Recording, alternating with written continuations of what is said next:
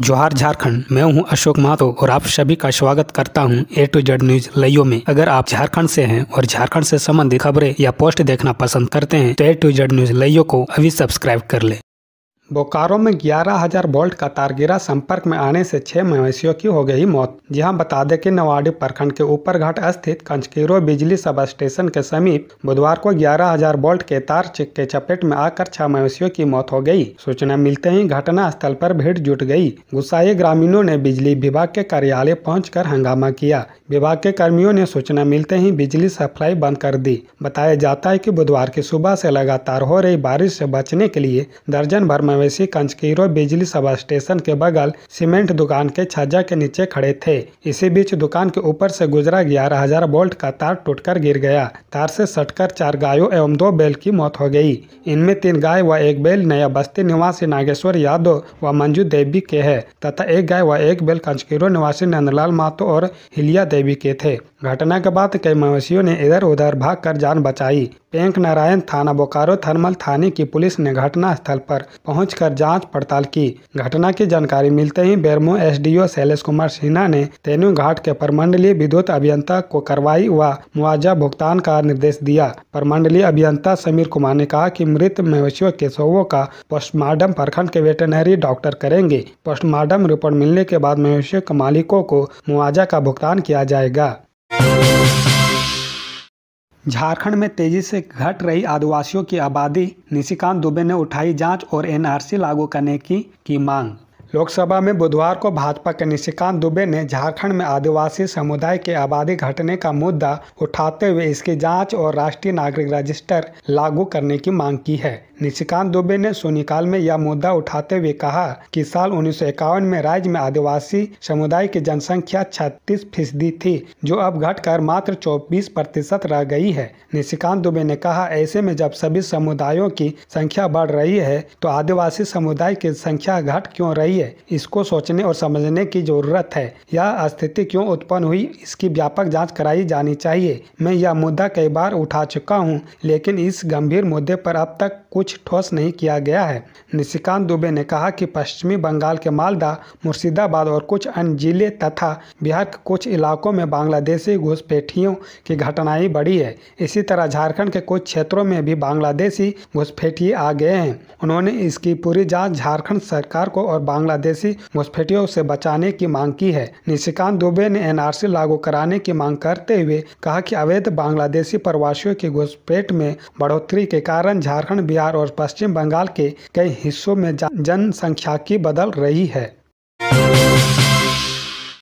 Matric और inter की परीक्षा के कार्यक्रम में होगा बदलाव। मैट्रिक और इंटर की परीक्षा प्रोग्राम में बदलाव होगा। जेक द्वारा संशोधित कार्यक्रम जल्द जारी किया जाएगा। झारखंड एकेडमिक काउंसिल द्वारा वर्ष 2024 में होने वाली मैट्रिक इंटर परीक्षा का प्रोग्राम 17 नवंबर को जारी किया गया था। जेक द्वारा OMR सीट व उत्तर पुस्तिका दोनों पर परीक्षा लेने की बात कही गई थी। अब OMR सीट और परीक्षा पर नहीं ली जाएगी। अब पूरी परीक्षा केवल उत्तर पुस्तिका पर होगी। इस कारण पूर्व में जारी प्रोग्राम में बदलाव किया जाएगा। पहले 40 नंबर की परीक्षा OMR सीट व 40 नंबर की परीक्षा उत्तर पुस्तिका में होती थी। दोनों के लिए अलग अलग समय निर्धारित था। परीक्षा को लेकर निर्धारित समय में बदलाव किया जाएगा। इधर अगले वर्ष में मैट्रिक इंटर उत्तर पुस्तिका मूल्यांकन के दौरान केंद्र से ही प्राप्तांक ऑनलाइन भेजने की तैयारी की जा रही है, जिससे कि रिजल्ट जल्द से जल्द जारी किया जा सके।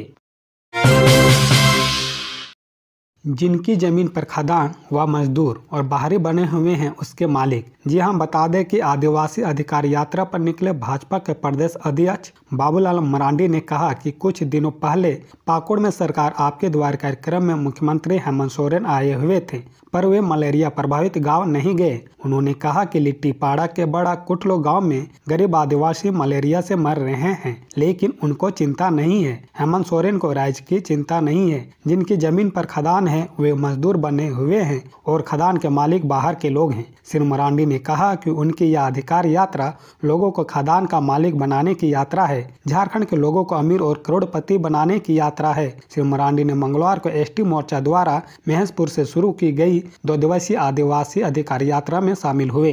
श्री मरांडी ने कहा कि हेमंत सोरेन सरकार शराब के ठेके छत्तीसगढ़, मुंबई व पटना के लोगों को देकर राज्य के लोगों का हक मार रही है। झारखंड में कानून व्यवस्था खराब है। यहाँ जेल के अंदर भी गोली चल जाती है। अधिकार यात्रा के क्रम में श्री मरांडी ने आदिवासी अधिकारों को लेकर ग्रामीणों को जागरूक किया, ग्रामीणों की समस्याओं को सुना और उनका हक दिलाने की बात कही। इससे पहले मोटरसाइकिल रैली में श्री मरांडी ने कहा कि भाजपा के प्रदेश अध्यक्ष बाबूलाल मरांडी ने कहा कि झारखंड में विधि व्यवस्था ध्वस्त है।